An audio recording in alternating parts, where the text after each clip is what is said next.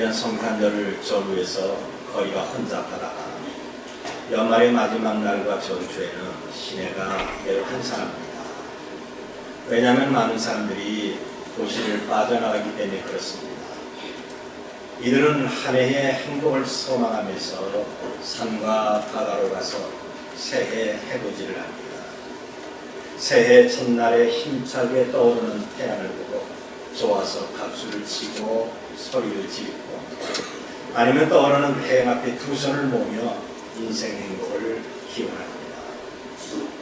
불교 신자들은 절에 들어가서 불상 앞에 엎드려서 합장을 하며 평안과 행복을 빕니다. 이런 사람이 많을수록 거리는 그만큼 한산합니다.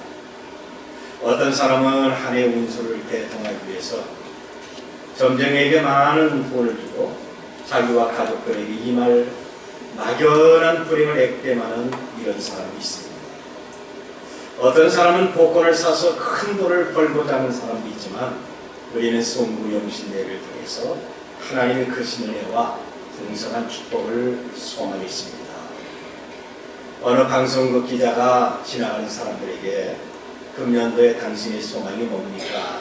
하는 간단한 인터뷰를 했습니다. 인터뷰에 응하는 사람은 가족들이 건강했으면 좋겠어요. 취직됐으면 좋겠어요. 남북이 통일됐으면 합니다. 이 사회가 밝고 건전했으면 합니다. 우리 경제가 잘 풀려서 부자 되고 잘 살았으면 좋겠습니다. 이 나라에 전쟁과 범죄가 없이 평화스럽게 살면 좋겠습니다.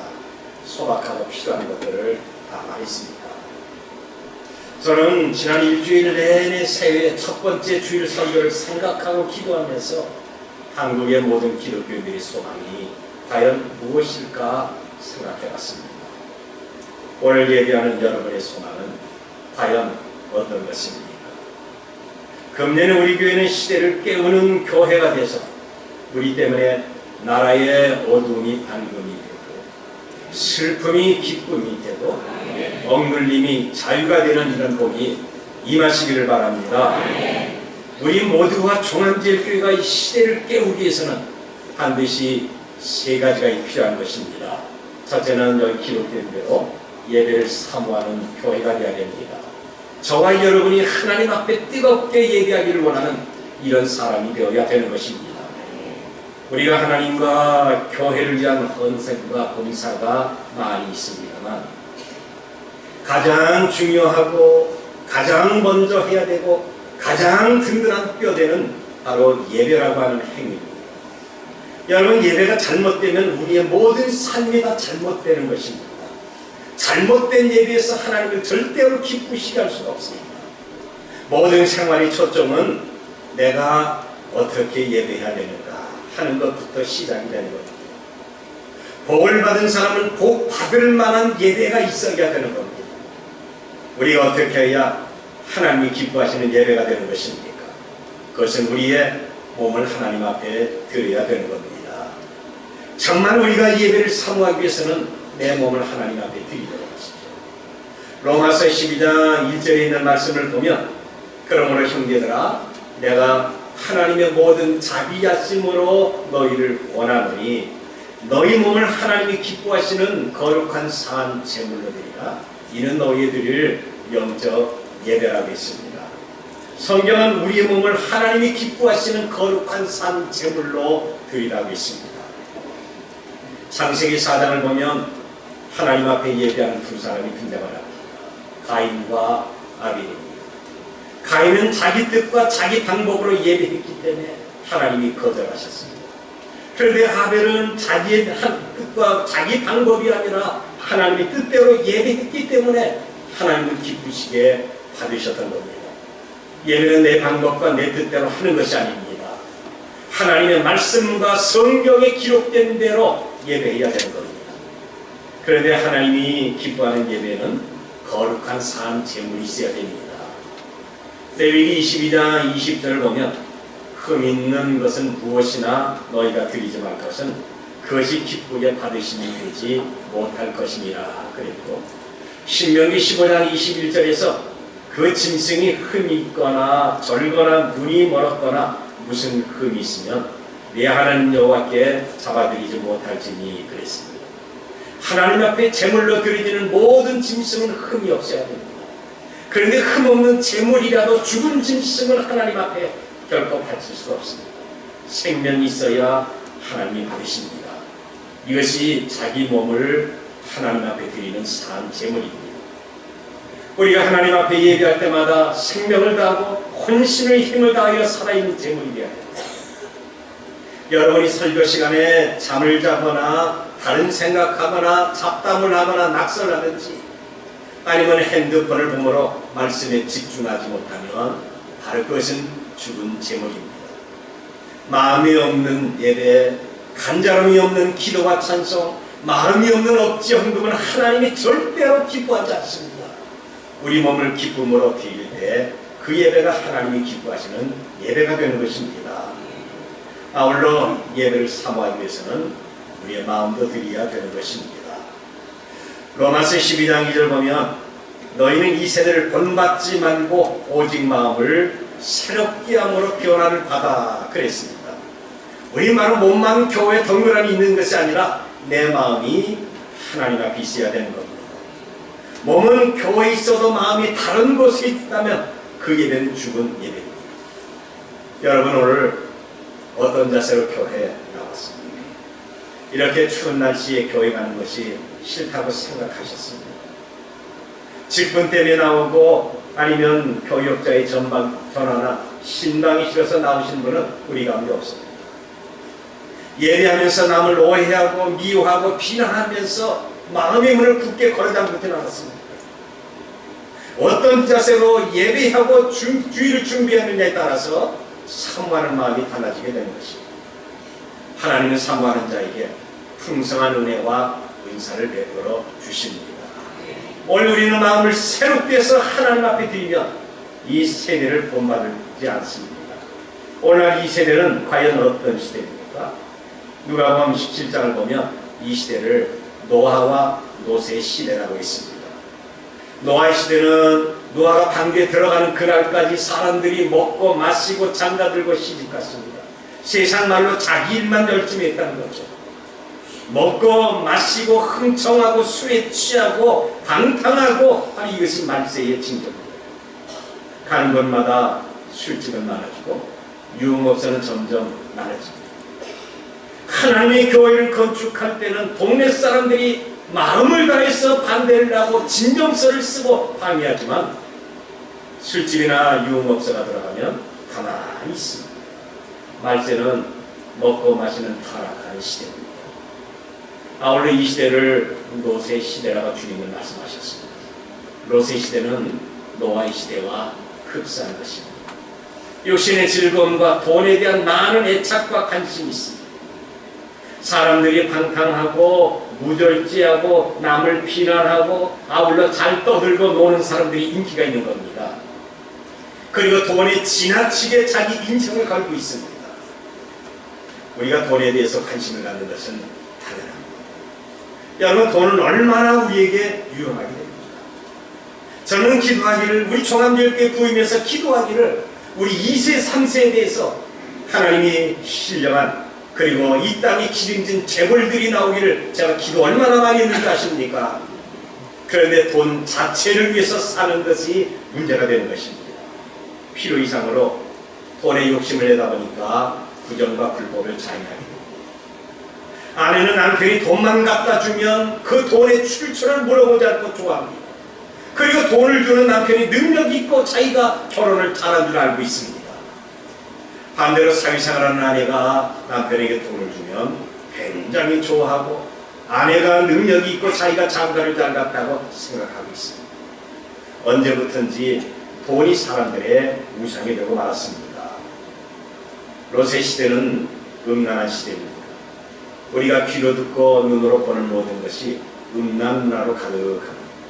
음란한 서적, 음란한 영화와 비디오, 음란한 사진과 포스터, 음란한 말과 마음과 행동이 롯의 시대와 매우 비슷한 것 같습니다. 불행히도 현직 대통령과 많은 장관들, 지금 서울시장과 성북구청장과 많은 정치인들, 그리고 국회의원들과 교육계 사람들이 동성애를 당연하다고 아주 뻔뻔스럽게 지지하고 있는 것입니다. 이럴 때 하나님은 유황불로 심판하셨던 겁니다. 바로 이 시대는 하나님이 없다고 생각하고 자기 마음대로 행동하고 있는 것입니다. 심판에 대해서 무관심, 이기주의, 음란한 행동과 방탕과 한탕주의를 우리는 경계해야 될 것입니다. 오히려 마음을 순수하게 하나님 앞에 두고 성령으로 충만해야 될 것입니다. 아울러 우리가 예배를 사모하기 위해서는 이 시대를 또한 분별해야 될 것입니다. 성경은 말하기를 너희는 이 시대를 본받지 말고 오직 마음을 새롭게 함으로 변화를 받아 하나님이 선하시고 기뻐하시고 온전한 뜻이 무엇인지 분별하도록 하라 그랬습니다. 여러분, 우리를 향하신 하나님의 뜻은 선하십니다. 악의 그림자도 없습니다. 또한 기뻐하십니다. 나를 선택하셔서 구원하신 하나님은 저와 여러분을 하나님의 자녀로 삼으심에 전혀 후회하지 않습니다. 저와 여러분을 보면서 그냥 마냥 기뻐하시고 좋아하신 분이 우리 하나님이십니다. 아울러 그분은 온전하십니다. 하나님께서는 모든 것이 완전하십니다. 모자람이나 불완전이 없습니다. 우리 말 이것을 분별해야 될 것입니다. 우리는 교회에서 예배하면서 은혜 받은 우리의 가정과 직장과 계속 은혜 생활로 연결되어야 됩니다. 내가 이렇게 말하면 하나님이 어떻게 생각하실까? 내가 이렇게 행동하면 하나님이 과연 기뻐하실까? 예수님 같으면 어떻게 하실까? 이것을 분별할 줄 알아야 되는 것입니다. 그래서 우리는 예수님처럼 생각하고 예수님처럼 말하고 예수님처럼 살 때 바로 이것은 하나님의 뜻을 분별하는 것입니다. 여러분들이 상대방을 생각하고 말할 때 모든 것을 심판하시는 하나님을 먼저 생각하고 말하고 있습니다. 화가 날 때 자기 고집과 혈기로 하나님을 몰아버리고 자기를 앞세우고 있지 않습니까? 그래서 분별력을 잃어버리고 목에 핏대줄을 세우며 분을 품지는 않습니까? 여러분, 우리의 생활을 돌이켜볼 때마다 내 곁에 주님이 계시며 말없이 나를 보고 계신 예수님을 기억해야 될 것입니다. 나를 위한 하나님의 선하심과 기뻐하심과 온전한 뜻을 알고 예배해야 깊은 잠을 자는 이 시대를 깨울 수가 있는 것입니다. 아울러 두 번째는 시대를 인도하는 교회가 되어야 될 것입니다. 우리는 바로 하나님 앞에 예배하고 있습니다. 가정에서, 구역에서, 그리고 교회에서, 아니면 특별한 장소에서 하나님 앞에 예배하고 있습니다. 그리고 예배한 후에는 하나님이 내 예배 받으셨다, 나의 기도와 찬송과 헌금을 하나님께 연락됐다라고 만족합니다. 우리 가운데 대다수가 그렇게 생각합니다. 그런데 하나님이 과연 우리의 모든 예배를 다 받으셨습니다. 우리는 예배했지만 하나님이 받지 않았다고 한다면 그 예배는 무엇인가 잘못된 것입니다. 그러나 하나님이 우리 예배를 받으셨다고 한다면 이것보다 더 큰 영광과 기쁨은 없습니다. 창세기 4장을 보면 가인과 아벨이 하나님 앞에 예배를 했습니다. 그런데 가인의 예배는 거절하셨고 아벨의 예배는 하나님이 받으셨습니다. 같은 장소에서 같은 하나님 앞에 예배했는데 왜 이런 차이가 날까요? 그것은 이들이 어떻게 예배했느냐에 따라 많은 차이가 있는 것입니다. 오늘 저와 여러분이 어떻게 예배했느냐에 따라 시대를 인도하는 교회가 될 수가 있고, 반대로 이 악한 시대가 우리와 교회를 지배하는 아주 불행한 사태가 올 수가 있는 것입니다. 히브리서 11장 4절 보면 믿음으로 아벨은 가인보다 더 나은 제사를 하나님께 드림으로 의로운 자라 하는 증거를 얻었으니 하나님이 그 예물에 대하여 증언하십니다. 그가 죽었으나 그 믿음으로써 지금까지 말하느니라 그랬습니다. 아담의 큰아들 가인은 농부였고 둘째 아들 아벨은 양을 치는 목자입니다. 가인과 아벨은 같은 하나님 앞에 예배를 했습니다.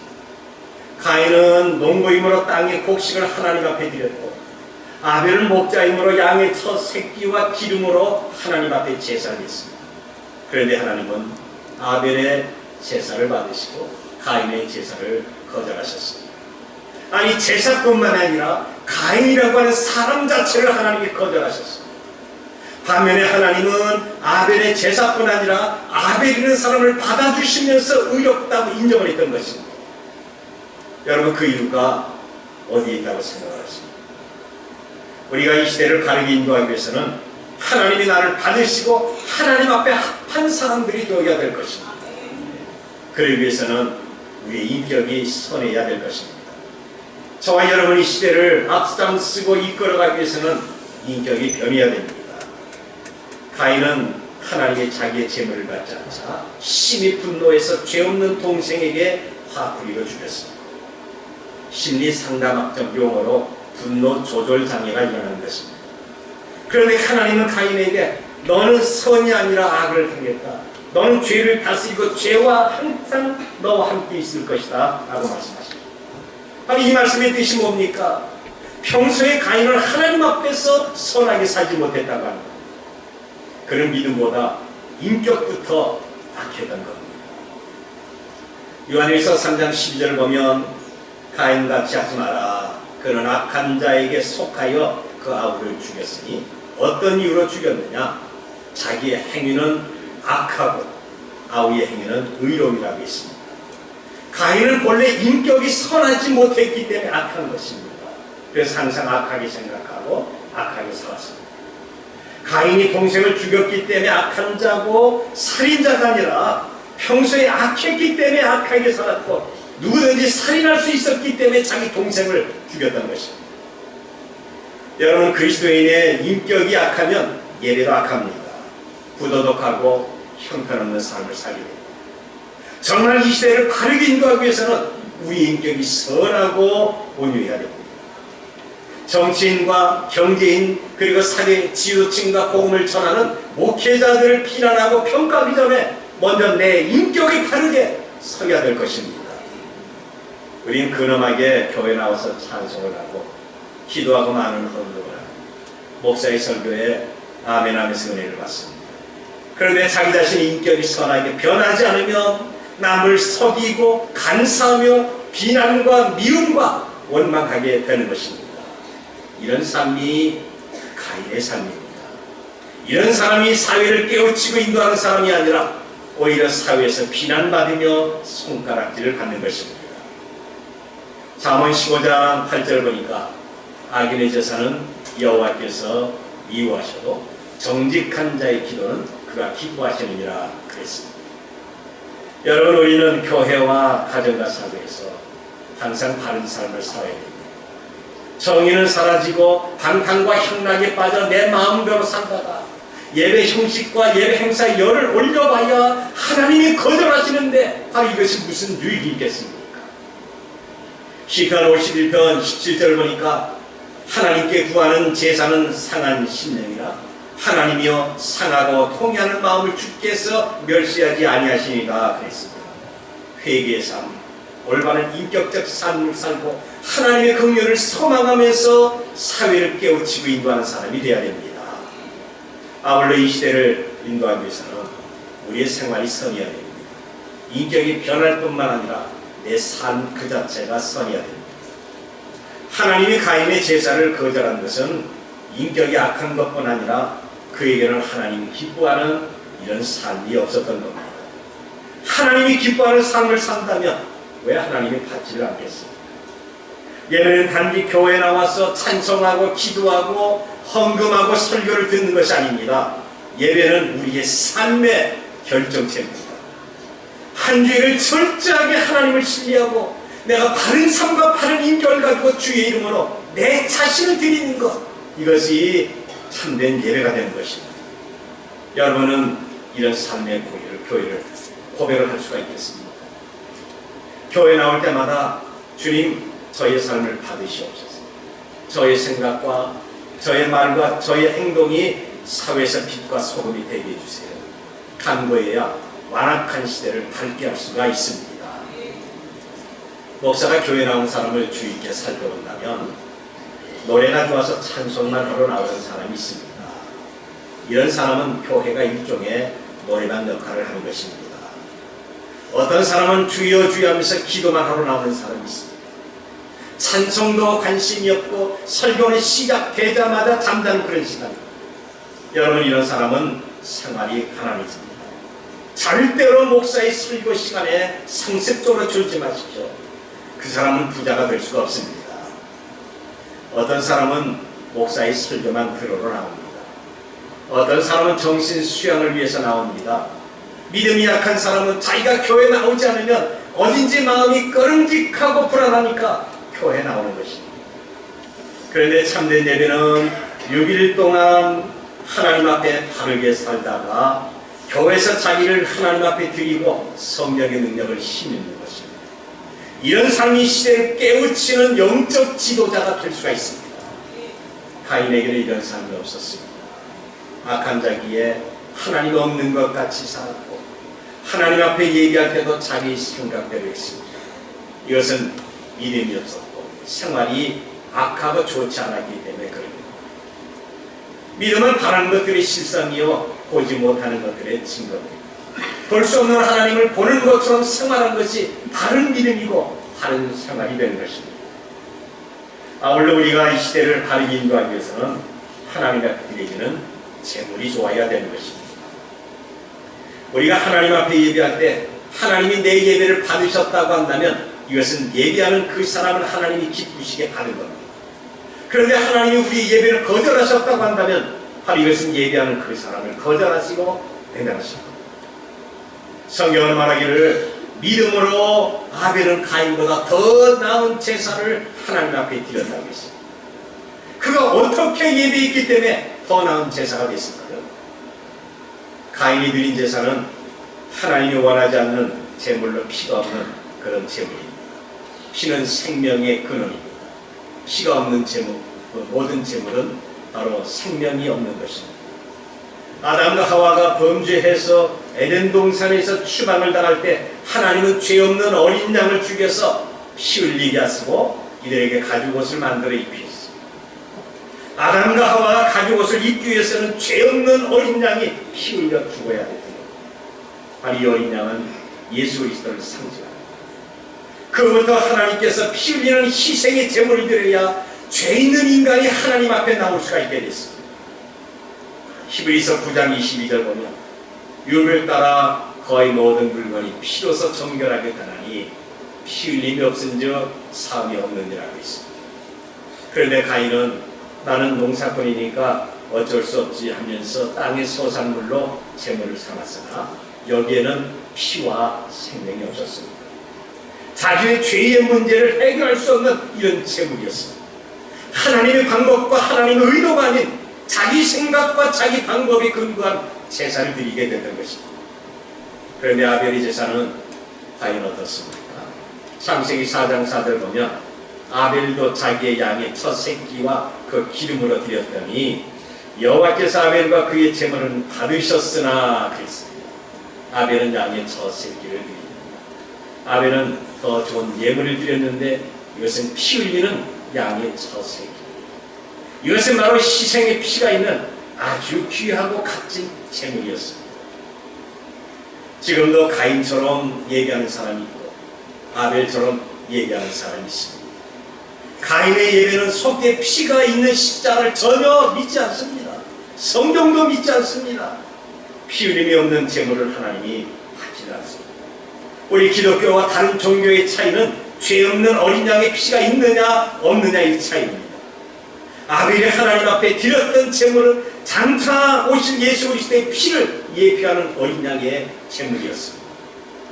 예수님이 고난을 받으시고 피 흘리셔 죽은 것을 믿는 십자가의 종교를 하나님이 받으시는 겁니다. 예수님이 십자가 위에서 우리 죄를 다 짊어지고 피 흘려 죽으신 그 길을 통해서 우리가 구원을 받습니다. 그리고 피 흘린 십자가를 통해서 하나님 앞에 나갈 수가 있는 겁니다. 아벨은 그런 제물을 드렸습니다. 오늘 우리가 드리는 모든 제물이 어떻습니까? 우리 바로 예수 그리스도의 이름으로 해야 됩니다. 예수 그리스도의 이름으로 우리의 몸을 바치고 주의 이름으로 마음을 바치고 예수님의 이름으로 시간과 재능을 바칩니다. 그리고 주의 이름으로 11조와 감사의 헌금을 합니다. 이런 것들은 다 하나님이 바치는 거룩한 삶 제물인 것입니다. 그리고 세 번째는 세상을 축복하는 교회가 되어야 됩니다. 우리가 이 시대를 깨우기 위해서는 예배를 사모하는 교회가 되고 시대를 인도하는 교회가 되고 세상을 축복하는 교회가 되어야 됩니다. 하나님은 아브라함을 부리시면서 내가 너로 큰 민족을 이루고 내게 복을 주어 내 이름을 창대하게 하니 너는 복이 될지라 그랬습니다. 너는 복이 될지라, 다른 말로 하면 너는 복덩이가 된다 하는 겁니다. 여러분, 우리가 아브라함처럼 복이 돼서 어디를 가든지 누구를 만나든지 복을 만들고 복을 몰고 다니고 복이 함께하고 복을 누리면서 세상을 축복하시기를 바랍니다. 아브라함에게 너는 복이 되라 하신 것은 우리도 이 세상을 축복하는 사람이 되라고 하는 것입니다. 그러면 어떻게 해야 복을 받고 세상을 축복할 수가 있는 것입니까? 우리가 바로 세상을 축복하기 위해서는 하나님 앞에 순종하는 희생이 있어야 되는 것입니다. 순종과 희생이 없이는 복을 받을 수가 없습니다. 아브라함은 갈대아 우르를 떠나 지시할 땅으로 가라는 하나님 음성을 듣고 고향을 떠났습니다. 아브라함이 갈대아 우르를 떠나 하란에 도착한 후에 가나안으로 떠날 때 그의 나이는 무려 75세입니다. 75세라도 얼마든지 주님을 믿고 새로운 인생을 시작할 수가 있는 겁니다. 아무리 나이가 많아도 하나님 앞에 예배하고 기도하는 일과 복음을 증거하고 예수님을 말하는 것과 믿음이 떨어지고 낙심한 교우들에게 용기와 소망을 주는 것, 이것이 새로운 삶을 사는 것이고 주의를 하는 것입니다. 이런 일은 나이와 전혀 관계가 없습니다. 아브라함을 부리신 하나님은 저와 여러분들에게 내가 너를 원한다고 하십니다. 우리도 나를 부리신 하나님 앞에서 주님, 저도 주님을 원합니다 라고 허락을 해야 됩니다. 하나님이 여러분을 부리신 것을 믿고 있습니까? 신령한 목과 주연에는 하나님의 부리심이 먼저 있어야 됩니다. 고린도전서 1장 26절 보면 형제들아 너희를 부르심을 보라. 육체를 따라 지혜 있는 자가 많이 않고 능한 자가 많지 아니하고 문벌 좋은 자가 많지 않다고 했습니다. 하나님의 부르심에는 순종과 희생이 따릅니다. 우리가 주님을 믿고 따르기 위해서는 현재의 것을 떠나고 내가 가진 것을 내려놓고 세상을 포기해야 될 것입니다.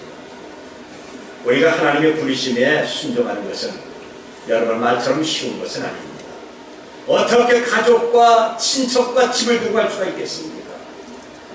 어떻게 하던 일을 포기하고 쓸쓸하고 황량한 광야길을 왜 이렇게 갈 수가 있겠습니까? 거기에는 재미있는 것이 하나도 없습니다. 하나님이 가나안에 어디로 가라고 구체적으로 말씀하지도 않았는데 어떻게 떠나겠습니까? 그런데 아브라함은 아멘 하면서 그대로 순종을 했습니다. 고향과 집과 친구를 떠나는 희생을 했습니다. 이런 순종과 희생이 아브라함이 복이 된 것입니다. 그리고 세상을 축복하는 사람이 된 것입니다. 창세기 12장 3절을 보니까 땅의 모든 족속이 너로 말미암아 복을 얻을 것이라 그랬습니다. 다시 말하면 땅의 모든 족속이 저와 여러분과 종암제일교회로 말미암아 복을 얻을 것을 확실히 믿고 있습니다. 우리가 예수님을 믿고 따르기 위해서는 모든 것을 내려놓고 오직 주님의 부르심에 순종해야 됩니다. 여기는 희생과 포기와 아픔과 고난, 때로는 눈물이 동반이 됩니다. 그러면 하나님은 우리 자신뿐만 아니라 내가 축복하는 사람들에게 복을 주시는 겁니다. 세상이 우리로 말미암아 복을 받는 것입니다. 확실히 우리는 세상을 축복하는 거룩한 주의 자녀들이 되어야 됩니다. 아울러 우리가 또한 세상을 축복하기 위해서는 하나님 앞에 내 자신 모든 것을 맡겨야 되는 것입니다. 아브라함이 하나님의 약속한 복을 받기 위해서 자기 자신을 하나님 앞에 드리고 자기의 삶을 하나님 앞에 맡겼습니다. 하나님은 자신을 다 맡기고 드려지는 사람에게 그가 복이 되게 만드시는 것. 아브라함은 자기 스스로 복이 될 수가 없습니다. 그런데 복이 될 수 없는 아브라함을 부르셔서 복이 되게 하셨습니다. 복은 하나님이 우리의 모든 것 전부를 다 가지고 사용하실 때 비로소 만들어지는 것입니다. 성경을 보면 하나님이 내가 너를 부자로 만들겠다고 하지 않았습니다. 내가 너를 출세하고 성공하는 사람으로 만들겠다고 하지 않았습니다. 네가 병들고 아팠는데 건강한 사람으로 만들어 주겠다고가 아니라 너는 복이 되겠다고 말씀하고 있는 것입니다. 하나님의 차원은 굉장히 높다는 거죠. 바로 그 복은 자신이 창대해지고 세상을 축복하며 하나님과 동행하는 이런 복입니다. 여러분, 신년도에 주일에 첫 예배하면서 이런 복을 받기를 원하고 있습니다.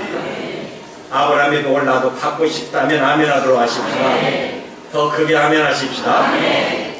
이 복은 나의 행사와 내 인생의 모든 문제를 전능하신 하나님 앞에 맡겨야 됩니다. 예레미야 10장 23절 보면 여호와여 내가 알거니와 사람의 길이 자기에게 있지 아니하니 걸음을 지도함이 걷는 자에게 있지 아니하니라 그랬습니다.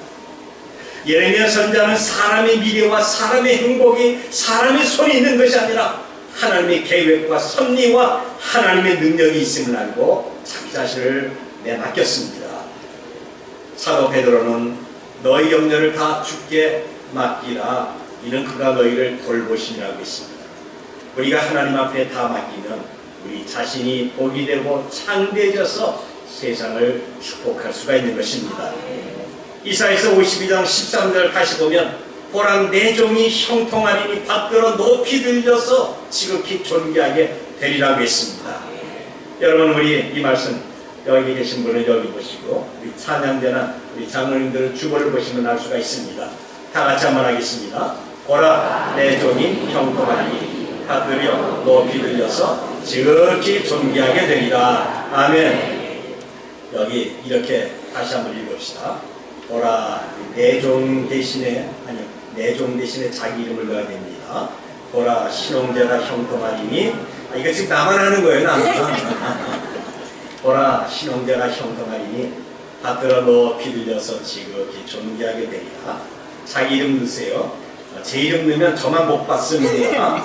자 시작. 보라 신홍제가 형통하리니 받들어 높이 들려서 지극히 존귀하게 되리라. 아멘.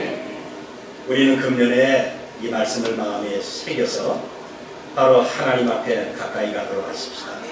그래서 우리는 시간마다 더 간절히 예배를 사모하고 정의로운 삶을 통해서 시대를 바르게 인도하며 세상을 축복하는 형통하고 존귀한 성도들이 되시기를 바랍니다.